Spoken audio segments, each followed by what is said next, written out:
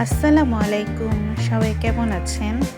আমিও আলহামদুলিল্লাহ অনেক অনেক ভালো আছি। আজকে নিয়ে আসলাম তাকো এবং তুরফার স্কুলের একটা ব্লগ নিয়ে। দেখুন, তুরফা তো স্কুলে গেলে এত খুশি হয়, তার উপর আজকে ছিল তাদের শেষ পরীক্ষা, লাস্ট এক্সামে তারা অনেক খুশি ছিল।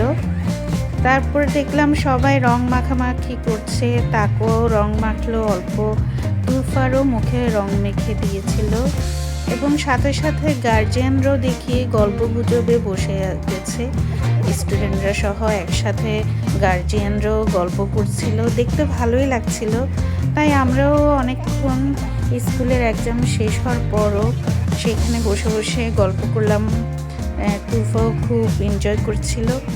এরপরে তাকুয়া বলল যে মাম্মা, আজকে লাস্ট এক্সাম, ফুচকা খাওয়াতে হবে আমাকে। তারপরে নিয়ে গেলাম তাদেরকে ফুচকা খাওয়াতে। দেখুন, দুজনে মিলে বসে বসে অপেক্ষা করছে, আর অপেক্ষা করতে না করতেই ফুচকা চলে আসলো। তুরফা তো ফুচকা খেয়ে বলল অনেক মজা, কিন্তু একটু পরে দেখলাম যে তার খুবই ঝাল লাগছে।